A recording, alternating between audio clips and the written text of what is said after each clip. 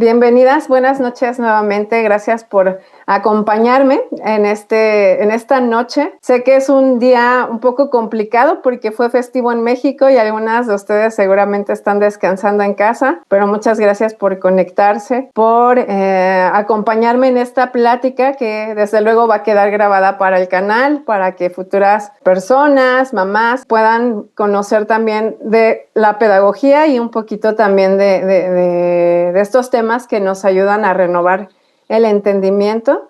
Así que muchas gracias. Esperamos que hasta el final de la plática puedan acompañarnos para compartir un poquito de qué hacemos en comunidades. Porque, bueno, el propósito de estas charlas informativas no solo es dar a conocer la propuesta educativa de Charlotte Mason, algunos de los temas más importantes que encontramos dentro de la pedagogía, sino también invitarles a formar parte de una comunidad local.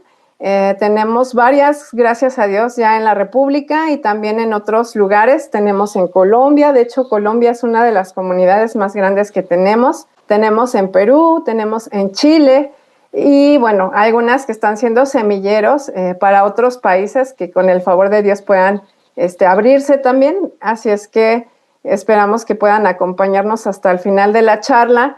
Voy a hablar así como no con mucha profundidad, procurando pues obviamente hacer un tema, una exposición lo más clara, lo más sencilla, y finalmente vamos a dar también un tiempo de preguntas por si es que ustedes tuvieran alguna duda, pregunta, ya sea del tema o para integrarse o formar parte de una comunidad local. Entonces, nuevamente, bienvenidas. Y bueno, si no han visto las demás charlas informativas que tenemos en el canal, pues gracias a Dios ya conformamos un buen número de charlas, ¿verdad? Hemos hablado desde un panorama general de la pedagogía. En este caso, ya hablamos también de los 20 principios educativos de la pedagogía. Hablamos del principio 12, que habla sobre la educación es la ciencia de las relaciones. Y hablamos también sobre el preescolar, ¿verdad? Cómo se vive a partir de esta propuesta educativa, ¿verdad? Que entendemos que esta pedagogía, al ser natural, al ir conforme al ritmo y a la propia naturaleza del niño, no inicia su educación formal antes de los 6 o 7 años. Entonces tenemos ya una charla informativa para hablar de este nivel, digamos, cómo se vive. También hemos hablado ya de la autoridad de los padres, que es un tema sumamente importante y que ella tiene a bien manifestarlo en varios volúmenes. Por lo menos encontramos en el volumen 2, en el volumen 3, una explicación más extensa del rol de autoridad como autoridades delegadas por Dios. Y bueno, también tenemos ya charlas hablando sobre los 3 instrumentos educativos, que es la atmósfera, la disciplina y la vida, ¿verdad? Y justamente estos 3 elementos que componen la educación del niño deberían de ser bien comprendidos para que podamos entonces mirar la educación desde una perspectiva más integral y más completa. Hablamos ya también sobre la educación liberal, ¿verdad? Ella proponía una educación liberal, sobre todo para los niños que ya tienen una edad formal, ¿no? En la cual pues se acercan a un banquete generoso de ideas a través de las mismas materias. Y bueno, además también ya tuvimos las últimas charlas, ¿verdad? Las de este año, esta sería la tercera del año. La primera hablamos sobre los principios traen libertad, cómo los uso para planear mi día. Creo que esa charla les daría muchísima luz si es que están empezando, para no tratar de acelerarse o no tratar de avanzar a un ritmo más rápido del que debieran, o también medir un poco el nivel de exigencia, ¿verdad? Porque cuando entendemos que hay principios que también rigen sobre el tema de la educación y los entendemos, entonces podemos actuar con libertad. Hablamos ya también el último sobre educación secular o educación religiosa, ¿verdad? Ella nos proponía y ella estaba firmemente convencida en que no hay 2 tipos de educación. No podemos pensar que hay una educación secular y hay una educación religiosa, porque todo en realidad comienza en Dios, termina en Dios, todo es por Él y para Él. Realmente no podemos hacer esta distinción. hablábamos un poco también de la implicación que tiene el hacer esta distinción y cómo, ¿verdad? Es hermoso encontrarte con una propuesta educativa que no hace esta separación, que te invita a ver la vida espiritual, ¿verdad? En todos los campos y en todas las áreas de la vida, lo cual es sumamente importante para nosotros como cristianos, que solemos pensar que hay áreas en las que no deberíamos meternos o involucrarnos, cuando realmente todo le pertenece a Dios, ¿verdad? Entonces, bueno, la charla del día de hoy es sobre otro tema que había yo tenido pendiente de hablar y que me parece sumamente importante, sobre todo si nuestro propósito es desescolarizar la mente, ¿verdad? Pensar de una manera renovada implica también, pues, cuestionar todo lo que hemos aprendido, todo lo que de alguna manera nos ha hecho sentido como parte de la educación y que, pues, de alguna manera tampoco habíamos cuestionado. Entonces, esta charla se llama Un elemento engorroso y obsoleto de nuestra maquinaria académica. Básicamente el título parece así muy revuelto, muy rebuscado, pero lo encontramos en referencia a uno de los capítulos que de hecho voy a estarme enfocando en el capítulo 20 del segundo volumen de esta obra educativa, tal cual, para hablar sobre las calificaciones. Entonces, bueno, si ustedes se acercan a esta obra educativa, al volumen 2, al capítulo 20, van a encontrar un apartado, ¿verdad?, en el cual Charlotte Mason nos lleva como padres a evaluar este elemento, ¿verdad?, que es parte de esta maquinaria, ¿verdad?, escolar, como lo había comentado, y lo que nos lleva a ver en este capítulo y con lo que primeramente inicia es con esta pregunta olvidada, ¿verdad?, de por qué existen las calificaciones. Digamos, como en las primeras partes de este capítulo, ella nos habla que de alguna manera el preguntarnos sobre por qué hacemos ciertas cosas nos ha llevado a mejorarlas, ¿no? Nos ha llevado a analizar el por qué, pero buscar también, ¿verdad?, lo que es más adecuado. Y de alguna manera eso nos permite seguir avanzando, ¿no?, seguir progresando. En este capítulo ella nos dice que esta pregunta es como un atizador en una hoguera moribunda, ¿no? Una hoguera que se está extinguiendo, ¿no? Eso es como algo que va a avivar, ¿verdad? Esto que de alguna manera se estaba extinguiendo justamente por falta de cuestionamiento, ¿no? Nadie se había cuestionado, ¿no? Hasta ese momento, pues, ¿qué es lo que estaba pasando, ¿no? Y algo que es muy bonito, muy interesante de ese capítulo, pues, empieza siempre como haciendo como alusión a cosas que pudieran ser más familiares, en este caso, quizá ya no en nuestra época, ¿verdad? Nuestra época ya no utiliza ciertas prendas de vestir, ¿verdad?, que en su momento se utilizaba, ¿no? Como el tema de usar varias capas de ropa interior, ¿no? Decían, no habíamos preguntado por qué, ¿no? Sin embargo, en cuanto surge la pregunta de por qué hacemos tal práctica, ¿no?, ¿por qué ciertos muebles lujosos? ¿Por qué ciertos hábitos sociales incluso, ¿verdad? Es que podemos llegar como a una deducción, ¿no? Digamos que aquí las cosas empiezan a caer por su propio peso y eso es básicamente de lo que nos habla. Por eso ella lo llama como un atizador en una hoguera moribunda o extinta. Ya con esto en mente, ¿verdad? En cuanto a pensar que un pensamiento, ¿verdad?, pueda volver a encenderse, que en este caso era esta pregunta olvidada de por qué existen las calificaciones, nos pone un ejemplo hipotético, ¿verdad? En alguna traducción lo teníamos como la historia de Tom. Si lo buscan a lo mejor en otras traducciones lo encuentran como la historia de Tyler.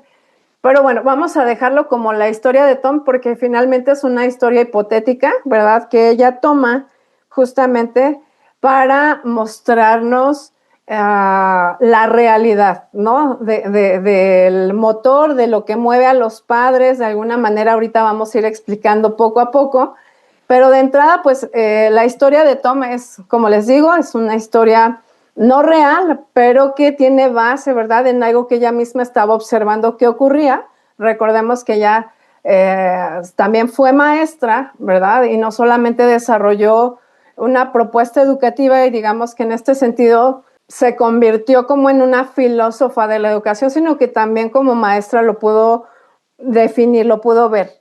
Entonces, lo que ella nos dice es que cuando Tom es enviado a la escuela, lo es con una misión muy clara, como es, creo, el caso de muchos padres que pensamos que mandar a los hijos a la escuela resuelve un problema o una necesidad, ¿no? Entonces, lo que nos muestra aquí en este capítulo es que sus padres no le dicen al niño palabras como esta, Tom, disfruta aprender, o descubre el mundo, o ama el conocimiento, ¿verdad? No hay ninguna de estas palabras cuando sus papás lo envían a la escuela, sino que utilizan algo mucho más común, algo que normalmente los padres utilizan, palabras como sea un buen chico, consigue un buen puesto en la clase, échale ganas, participa, y ustedes sabrán qué más palabras decimos en los momentos en los que asociamos justamente que la escuela, ¿verdad? Viene a resolver un problema, ¿no? Viene a hacer o a suplir una necesidad. Entonces, lo curioso que ella nos comenta es que de ese momento, ¿verdad? En el que Tom es enviado a la escuela con esta misión clara, ¿verdad? Entonces, el propósito de Tom cambia, ¿verdad? Entonces ya no estudia para aprender, eso era algo que ocurría normalmente, ¿verdad? En su vida cotidiana, quizá no a manera de estudio formal, pero sí a manera de interesarse por las cosas, querer aprender, demás. Entonces, desde el momento en el que los padres disponen, ¿verdad? En el pensamiento del chico, que lo importante es que sea un buen chico y que consiga un buen lugar en la clase, ya no va a estudiar para aprender, sino para ganar, ¿no? Empieza como una disposición en el pensamiento. Entonces vemos, y tal cual así en la historia, como lo va comentando y lo va narrando, Tom comienza a probar exámenes, ¿verdad? Eso es lo que ocurre. Él empieza a obtener premios, empieza a ganar becas, a subir de puesto en clase. Claramente está siguiendo, ¿verdad?, las recomendaciones que le hicieron sus padres. Empieza este capítulo con esta historia de Tom que puede ser realmente muy familiar para las familias que están enviando a sus hijos a la escuela, ¿verdad? De alguna manera, creo que estos temas se hablan no solamente para familias que envían a los hijos a la escuela, sino incluso para familias y padres que también educan en el hogar y de alguna manera siguen preocupados por tener esta evaluación, ¿no? Que les indique si sus hijos van conforme los demás van, se está quedando atrás, está acorde a cómo debería de ir y todas estas preocupaciones que surgen.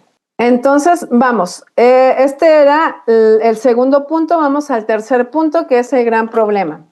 Aprobar, ya vemos, no es saber. Justamente en el mismo capítulo, bueno, Charlotte Mason va desarrollando la misma historia de Tom, pero es interesante cómo nos hace ver, ¿verdad?, con claridad cómo es que la problemática de los exámenes no es el examen en sí, el problema no es aprobar, sino no saber, ¿no? Entonces ella en este capítulo también toma una frase de John Ruskin que dice, estudian a última hora para aprobar en lugar de para aprender, y el resultado es que aprueban, pero no saben, ¿verdad? Esto es muy familiar, creo que es muy familiar para todos, no solamente para nuestros hijos, que de alguna manera o están escolarizados o estuvieron escolarizados, sino también es una realidad para nosotros que en algún momento fuimos parte de ese mismo sistema escolar.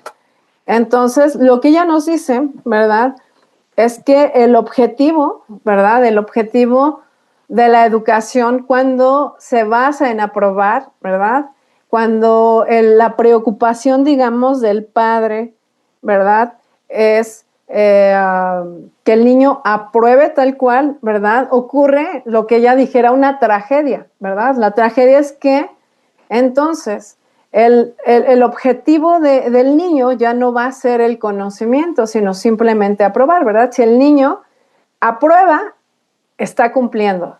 No importa si el niño sabe o no sabe, si ha adquirido conocimiento o no lo ha adquirido. ¿verdad? Ella, de una manera un poco parafraseada, nos dice, es aprobar la forma más natural y eficaz de adquirir conocimiento, ¿verdad? Nos hace una pregunta y recordemos que, bueno, su propuesta educativa siempre y de constante nos está invitando a considerar lo que pensamos respecto de ciertos temas, pero no nos deja como en esta nube, solamente filosofando, simplemente pensando, sino que esa reflexión nos conduce a preguntas que de alguna manera ya ha tenido el tiempo de reflexionar, ya había tenido el tiempo de dialogar, ¿verdad? Su equipo era extenso, las observaciones que tuvo las hizo en años, ¿verdad? Muchas décadas de observación, de estudio, y lo que podemos ver es que ella fue muy, muy perspicaz para justamente hacer lo que de inicio comentamos, realizar esas preguntas difíciles que de alguna manera, de no haberse realizado, hubieran apagado, ¿verdad?, esta inquietud y el sistema hubiera mantenido, ¿verdad?, como ha pasado lamentablemente, el sistema de calificaciones, el sistema de exámenes, tal y como se sigue manejando ahora, ¿no? Gracias a Dios, porque los que nos hemos expuesto a esta propuesta educativa hemos entendido esta otra parte, porque justo lo que ella proponía era un método natural. Entonces, por eso la pregunta va en función de, ¿es aprobar la forma más natural y eficaz de adquirir conocimiento? ¿Verdad? Esa es la pregunta, normalmente enfocada hacia lo natural.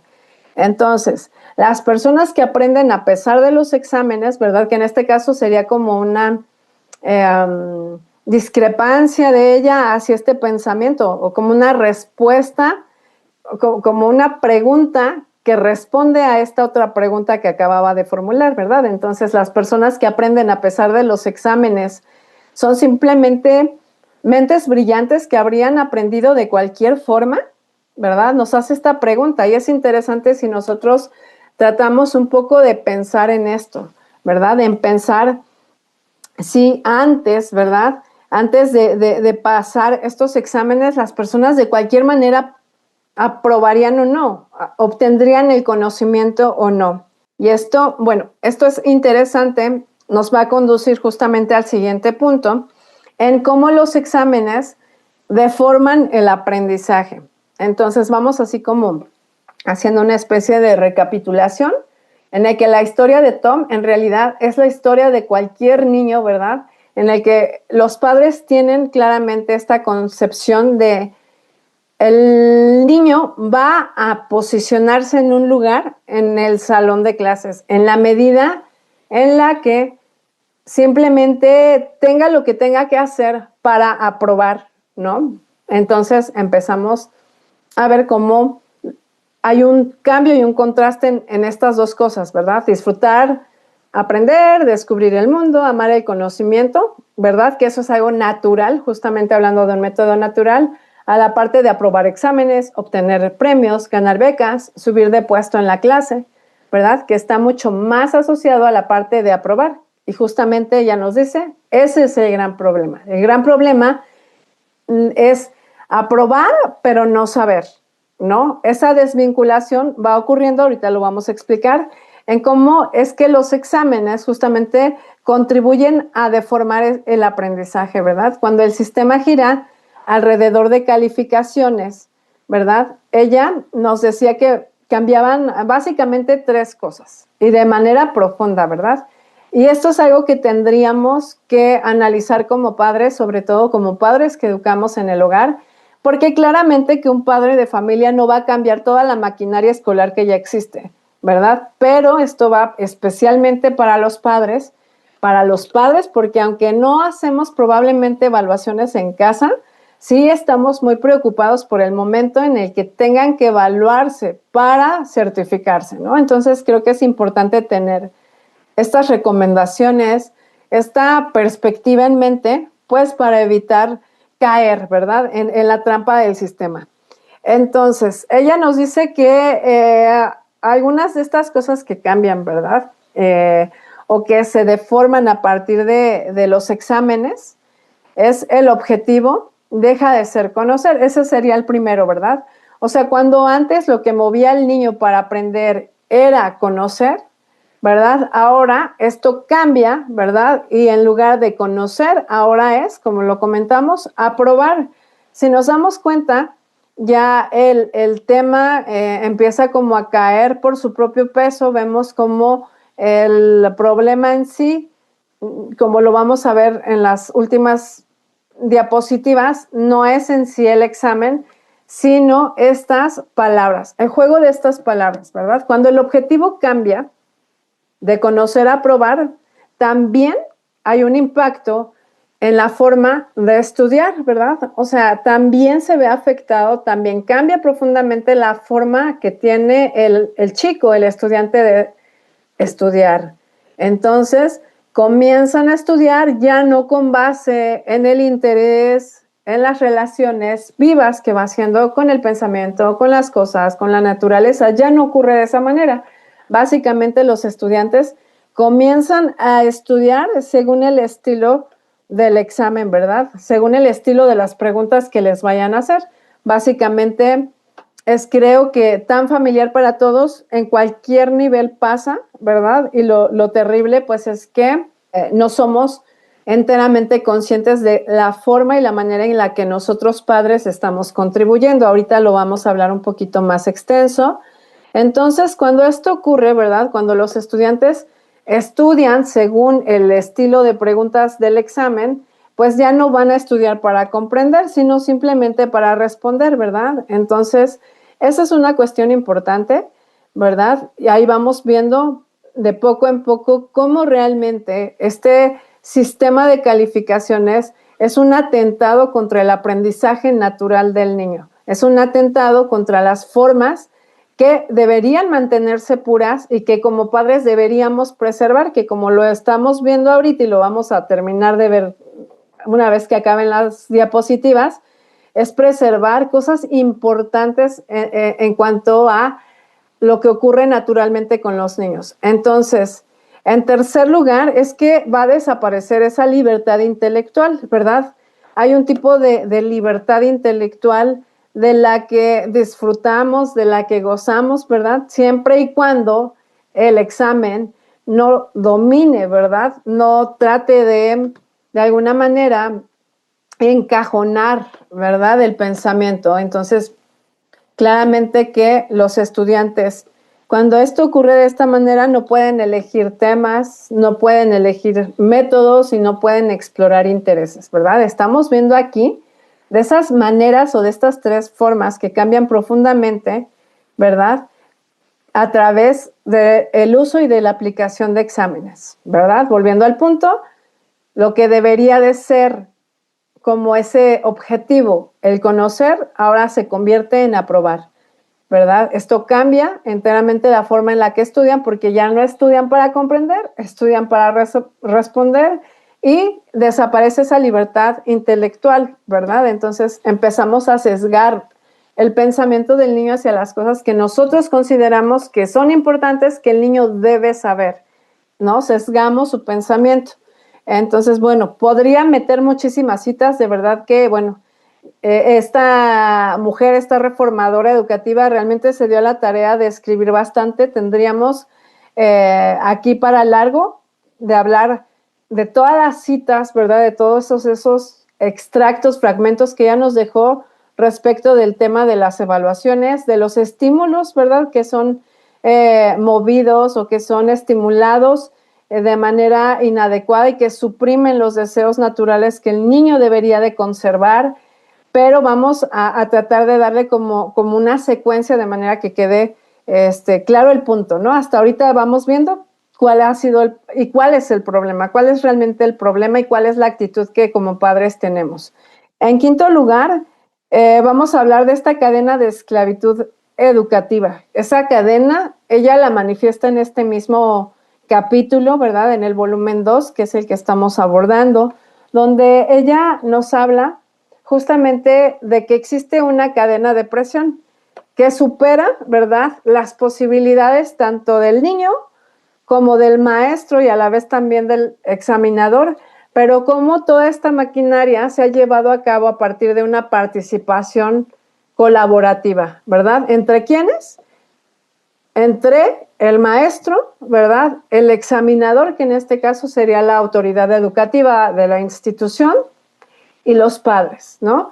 Porque el niño está esclavizado al maestro, eso lo sabemos, ¿verdad? Porque dentro de todo lo que hemos podido explicar, de alguna manera los padres pasan como la estafeta al maestro para que sea el quien continúe, ¿verdad? Haciendo esta labor intencional de formar la mente, el corazón, al final también forma parte, y todo esto, ¿verdad? Entonces, el maestro ejerce un tipo de autoridad para el niño, ¿verdad? El niño de alguna manera está atado a lo que el maestro dice, no tiene esta libertad intelectual como lo comentábamos, porque no es el estudiante libre para elegir su tema, no puede elegir el método que le van a dar, no puede explorar los intereses, él tiene que someterse a la estructura, al programa.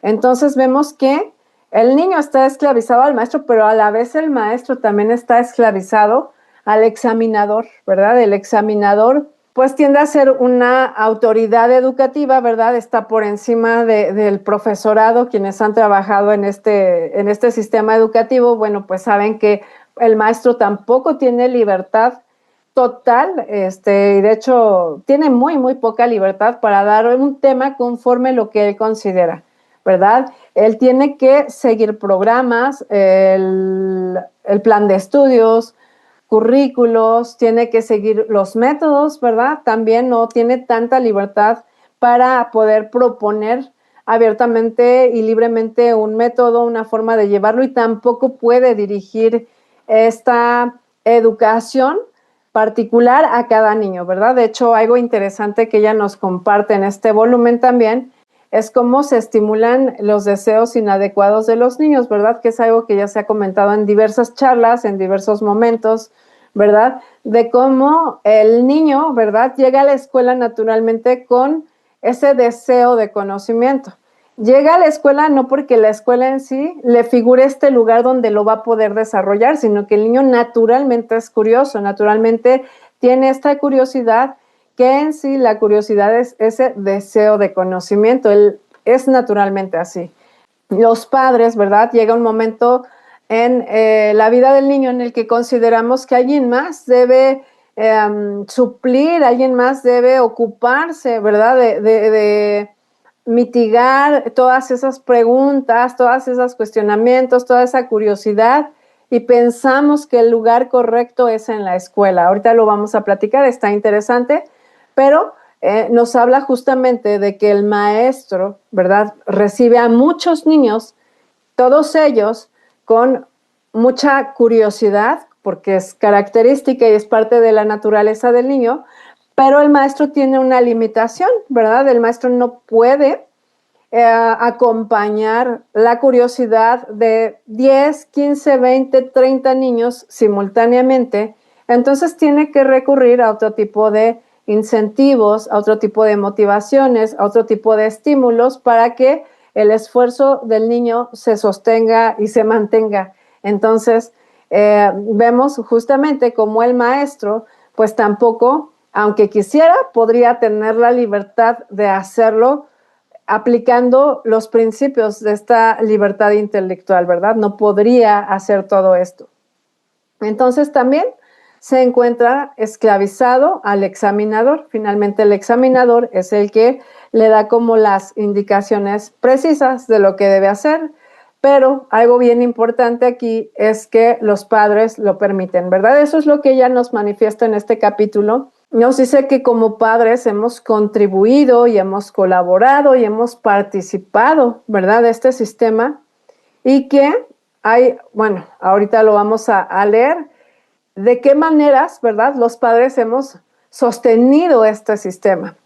Ya viendo este último punto de que los padres lo permiten, vemos justamente, y algo que nos dice, y creo que es muy revelador, es revelador porque de por sí el hecho de saber que esto ocurre, ¿no? Que pensamos que alguien más tiene que saciar esa sed, esa hambre de conocimiento del niño, y pensamos que la escuela es el lugar en donde lo va a cubrir, donde va a como poner todas esas necesidades en su lugar y poder atender cada una de ellas y va a brindar esas experiencias de aprendizaje, esas oportunidades de aprendizaje. De alguna manera lo pensamos así y toparnos con esto, ¿verdad? Como me pasó a mí cuando yo me acerqué a este volumen particular y leí el tema de las calificaciones. Creo que con eso quedé completamente saciada incluso, ¿verdad? En esa curiosidad que tenía, porque creo que algo que como padres que educamos en casa, tratando de ser críticos, ¿verdad? Para no replicar el sistema educativo en el hogar, es justamente las calificaciones que me mueve a querer certificar a mi hijo, porque quiero o porque estoy constantemente comparándolo con sus iguales, ¿no? Los que tienen la misma edad, porque estoy constantemente preocupada por su avance. Mucho tiene que ver justamente por esto.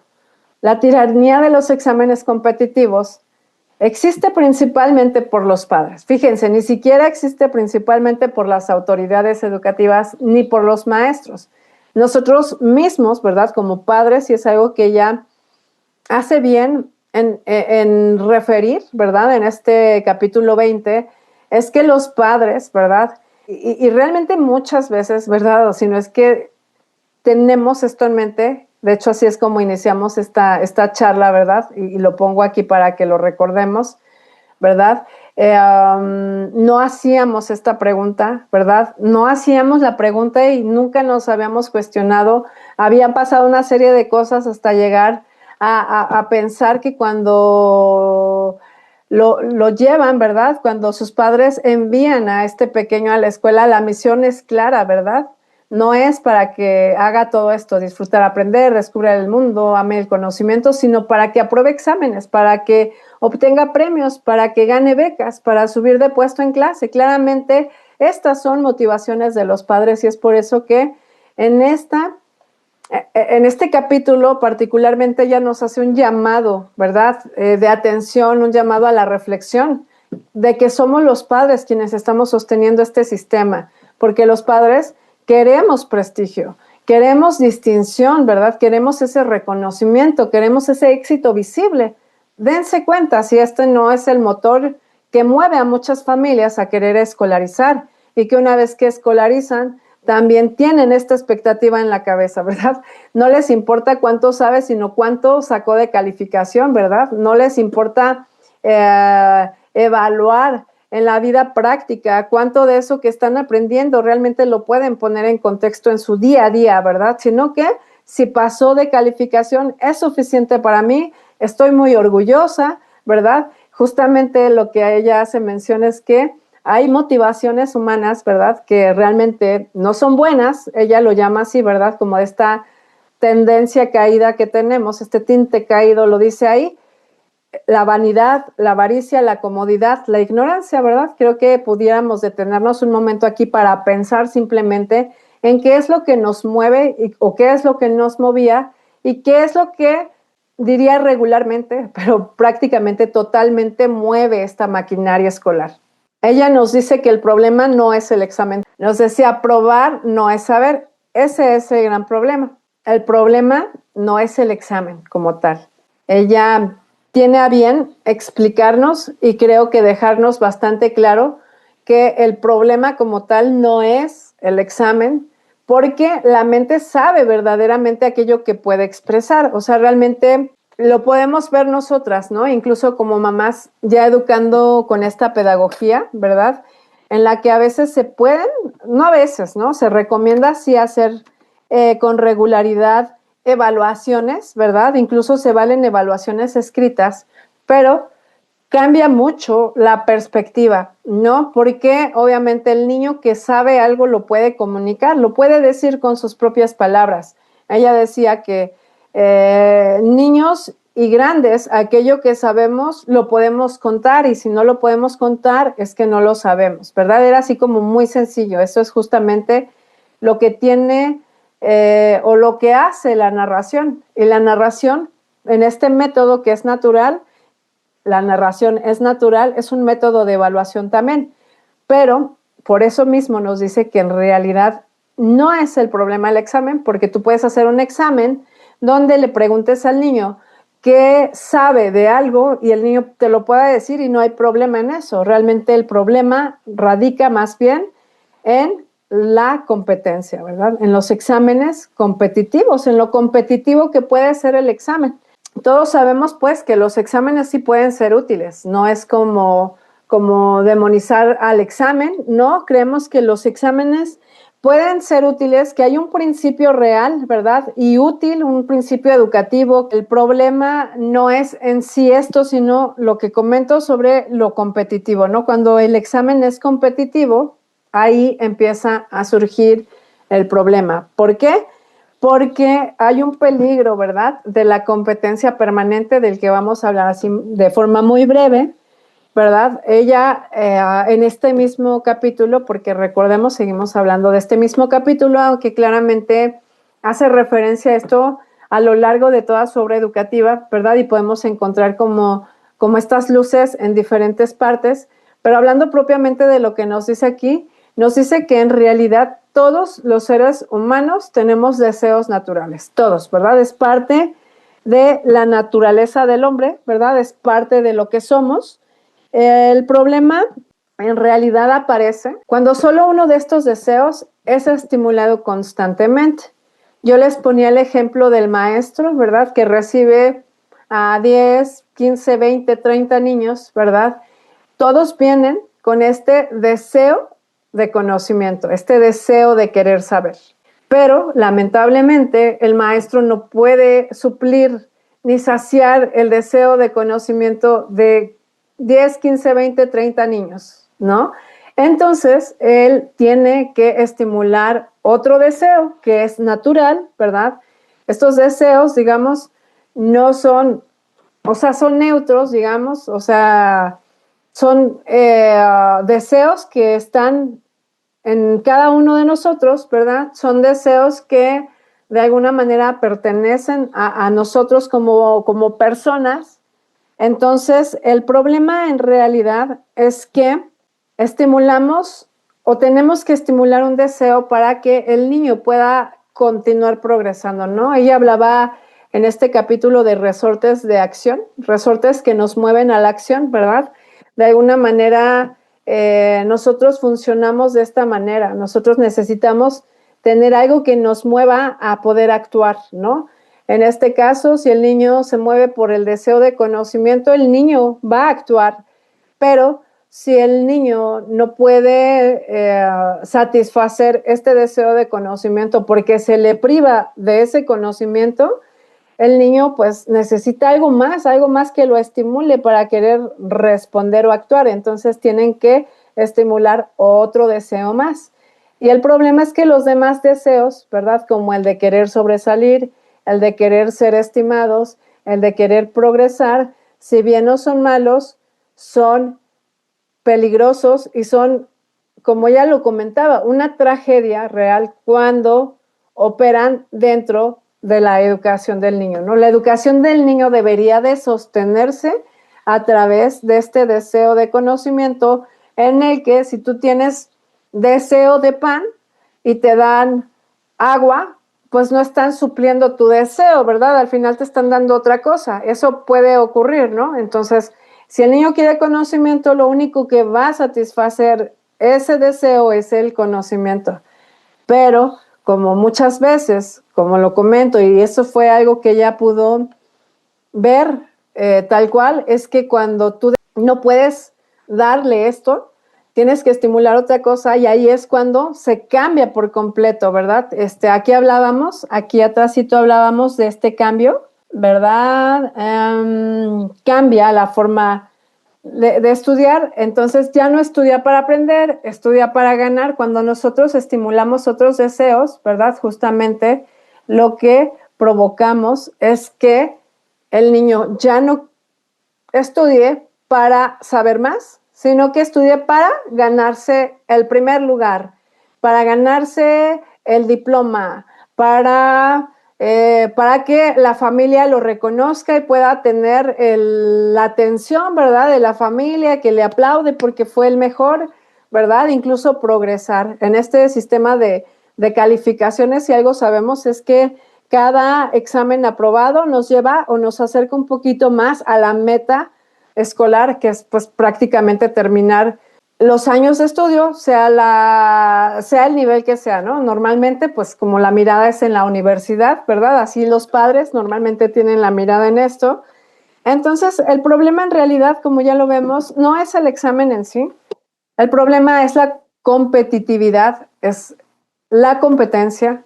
El problema es estimular, ¿verdad? Cualquiera de estos otros deseos y que el deseo de saber, de querer saber, el deseo de conocimiento sea suprimido. Algo que ya nos dice es que en la medida en la que estimulamos un deseo más que otros, suprimimos el deseo natural, ¿no? En este caso el deseo era de conocer, de saber, de tener ese conocimiento. Y volviendo al punto, ¿verdad? De lo que debería de ser y de lo que es naturalmente cuando el niño no ha pisado la escuela justamente, y es de lo que vamos a hablar en esta diapositiva, es que la curiosidad es el motor que ahora mismo, ¿verdad? Y no ahora mismo, digo, ella escribió hace más de 100 años, ¿no? Hace 102 años que falleció, pero ella se dedicó a esta labor por 50 años. Entonces, imagínense ya en ese tiempo, hablando de estos temas y cuán relevante es hoy, ¿verdad? Poder visualizar esto, que de alguna manera ella lo trabajó, lo llevó a su tiempo, pero ahora que ha pasado mucho más tiempo, por lo menos más de un siglo, ¿verdad? La situación es todavía más crítica. Entonces, la curiosidad sigue siendo, ¿verdad? Tanto como lo fue en aquel momento, el motor olvidado del aprendizaje. Ella nos dijo que el niño pequeño es naturalmente curioso. Esto es también un poco parafraseando a Charlotte Mason. Ella nos decía que antes de entrar a la escuela, lo que les decía, ¿verdad? Justamente, el niño, pensamos, ¿verdad? Que el hecho de que el niño pregunte constantemente, esté constantemente bombardeándonos de preguntas, nos quiera decir todo, quiera observar todo, quiera tocar todo, quiera hacer prácticamente todo lo que se le ocurre, ¿no? Y todo lo que tiene a su alrededor lo quiere absorber, ¿no? Prácticamente. De hecho, en la filosofía de Montessori le llaman como este periodo, ¿verdad? Sensible, donde el niño pues retiene, interactúa de una manera que quiere absorber, ¿no? Como esponjita todo lo que está a su alrededor y que es una etapa sensible en la cual se le debe de exponer, ¿no? En este caso, ¿verdad?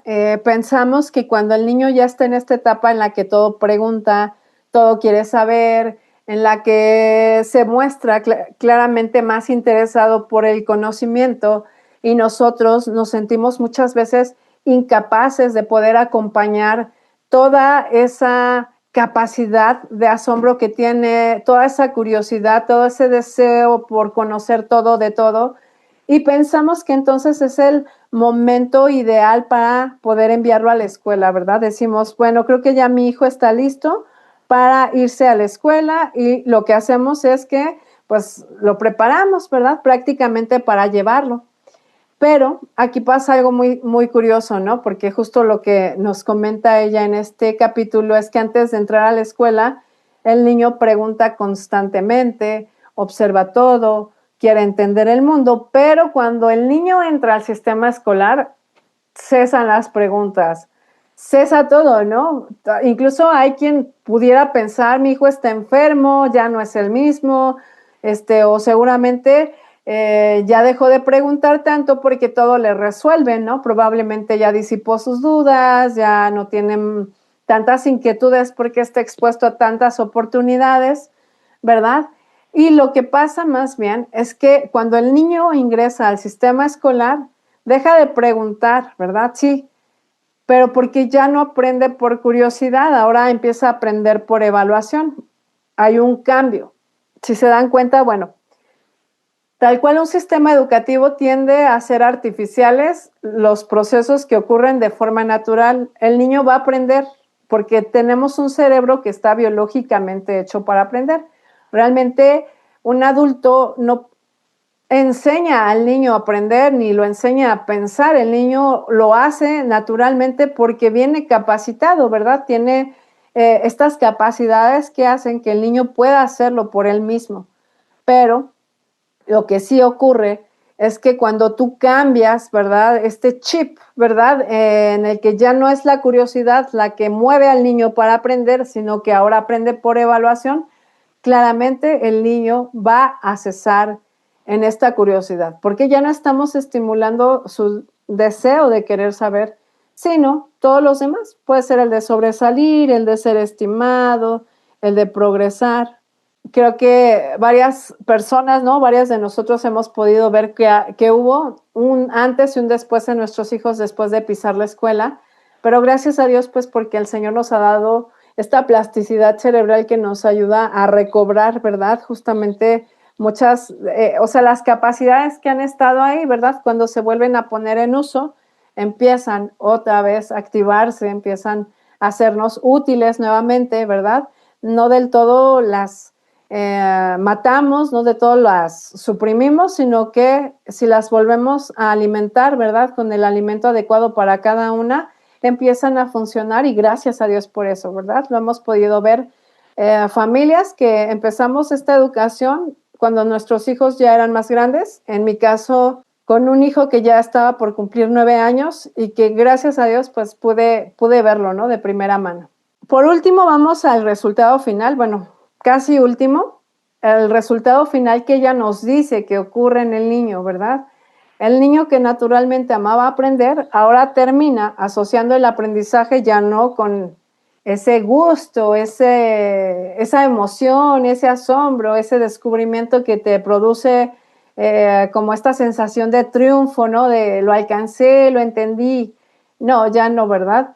El niño que naturalmente amaba aprender ahora termina asociando, gracias, y seguimos hablando de estas evaluaciones, de los exámenes, de la competencia, ¿verdad? Ahora lo asocia a presión, a comparación, a ansiedad, a competencia, ¿verdad? Algo que naturalmente ocurría de manera hermosa, de manera natural, de manera de verdad aleccionadora como adultos, ¿verdad? Porque un niño tiene una capacidad impresionante de sorprenderse, de admirarse, de asombro, de todo, ¿verdad? Que como adultos, pues lamentablemente perdemos con el tiempo y justamente por falta del estímulo adecuado, ¿verdad? Porque justamente se interpuso en el camino todo esto, ¿verdad? Lamentablemente, pero esto es como algo que nos debería de llevar a la reflexión, ¿verdad? Porque esto ocurre cuando el niño es niño, ¿verdad? Cuando la persona todavía está en una etapa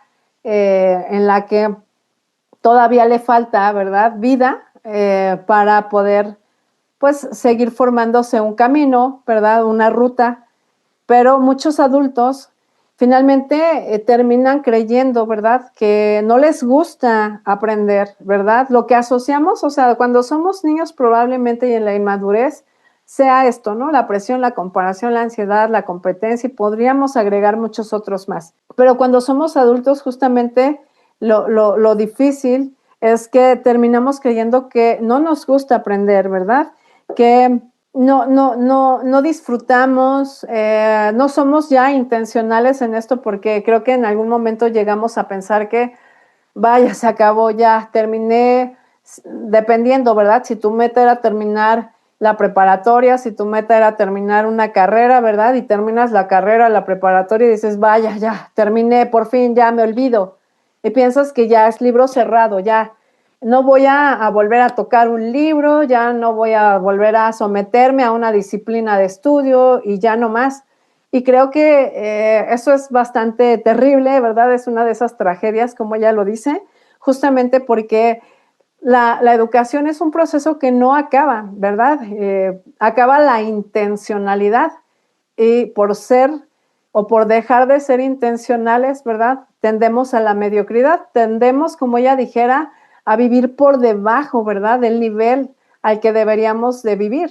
Lamentablemente tiene efectos, ¿verdad? Pero gracias a Dios, pues porque el hecho de que nos haya presentado estos puntos y nos lleve a valorar lo que mueve mi deseo de que mi hijo tenga o vaya a la escuela, lo que mueve mi deseo de que mi hijo tenga una evaluación, lo que mueve mi deseo de que mi hijo tenga el mejor programa educativo, porque esto claramente no se enfoca únicamente a las calificaciones, ¿verdad? Las motivaciones como padres nos pueden estar moviendo hacia las cosas que son naturalmente humanas, pero también naturalmente caídas, ¿verdad? Como la vanidad, el prestigio y cosas de este estilo, ¿verdad? Que ella bien nos hace ver. Y bueno, en la presentación ya final prácticamente, ¿verdad? En esta diapositiva, lo que ella nos propone son básicamente 3 cosas. A lo largo de la obra educativa creo que nos hace mucho énfasis en el tema del amor natural por el conocimiento, ¿verdad? Para este capítulo ella nos da 3 como propuestas muy, muy sencillas, ¿verdad? Para, pues, obviamente mantener como una visión adecuada, ¿no? De los exámenes y del proceso, obviamente, de evaluación, ¿verdad? Que como ella bien lo dijera, no es el problema el examen, sino la competencia y obviamente el enfoque del padre, el enfoque del educador que está a cargo de la educación del niño, que le está moviendo, ¿verdad? Que está alimentando, que está motivando, estimulando. Estas 3 propuestas, ¿verdad? Estas 3 ideas tienen que ver justamente con sí mantener los exámenes, como les comento, pero solamente como una herramienta de diagnóstico, ¿verdad? En la que tú dices, ok, puedo hacer, no sé, lectura de este libro, ¿verdad? Por 3 meses o lo que dure la extensión del libro y para como lo haya yo programado o planeado, y voy a realizar preguntas. Claramente que las preguntas deben ser abiertas, no pueden ser preguntas cerradas que sesguen el pensamiento del niño o que sesguen la visión a pensar que lo importante que debe aprender es justamente lo que le estoy preguntando.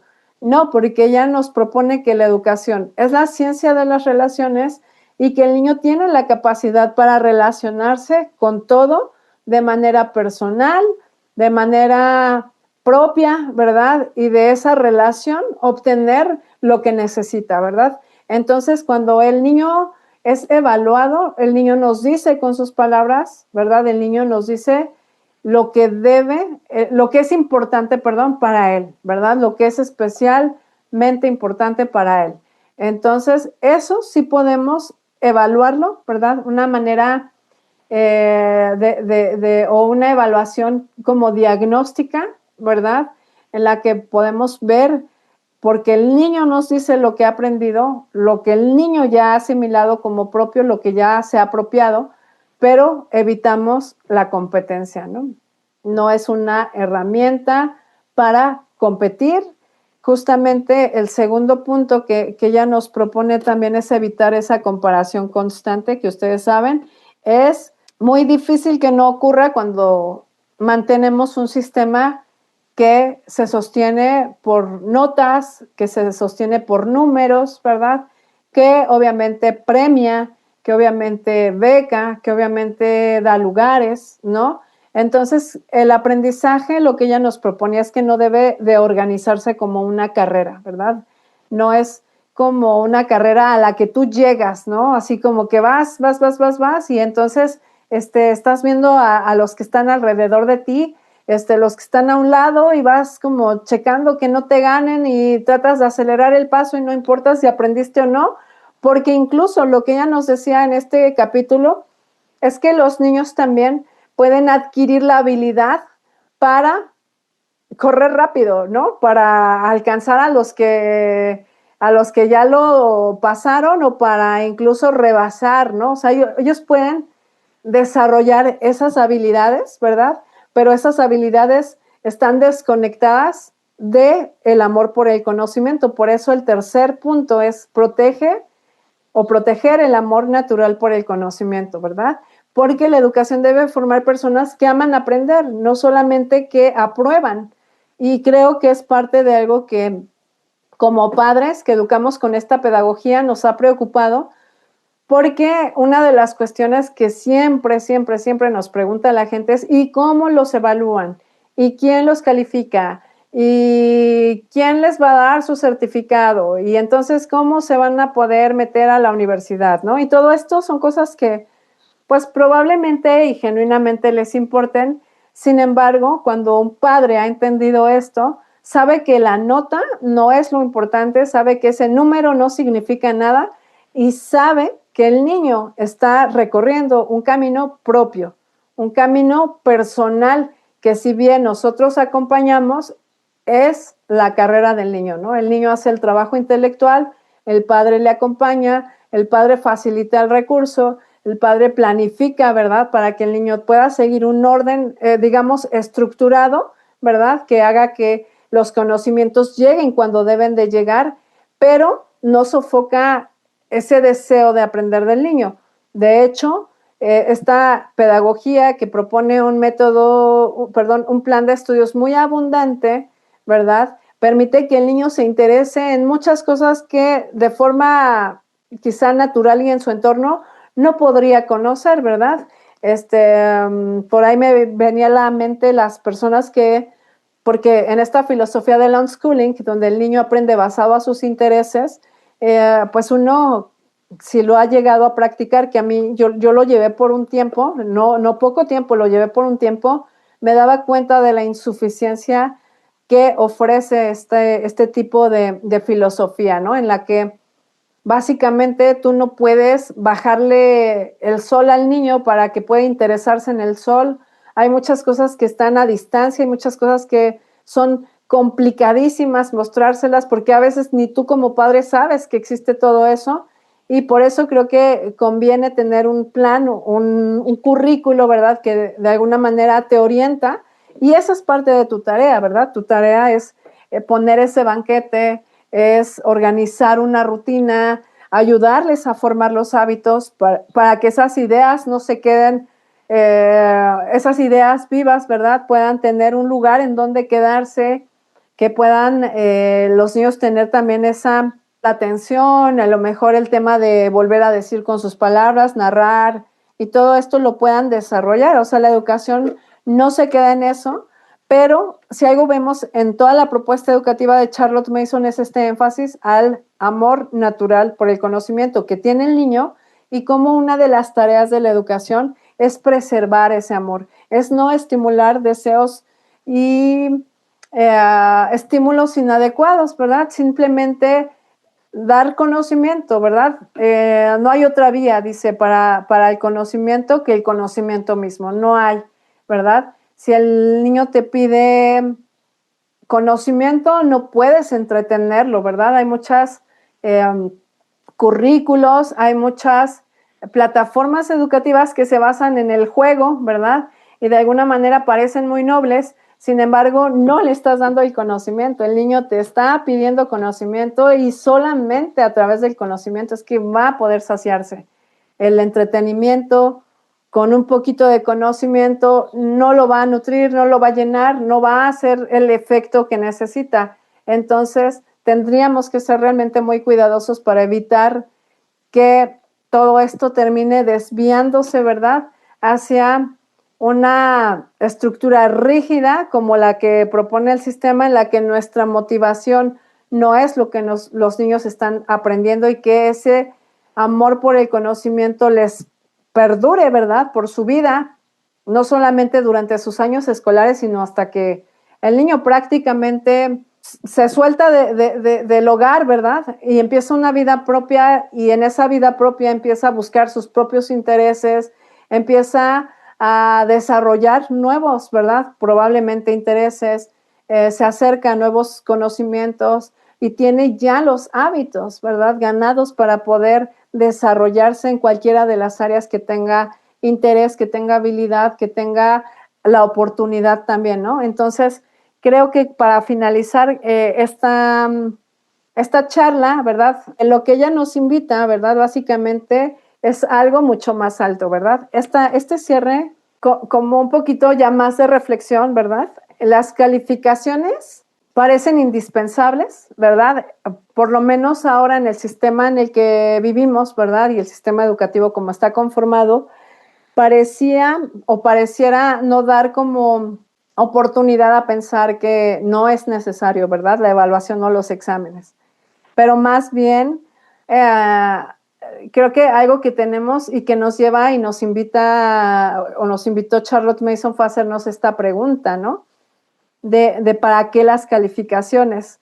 Y tal vez en las respuestas que encontremos, ¿verdad? Tal vez en esas respuestas podamos hallar varios puntos, ¿verdad? Varios puntos que nos lleven justamente a, pues, a considerar qué es lo que hace que todavía se sostenga este sistema, ¿verdad?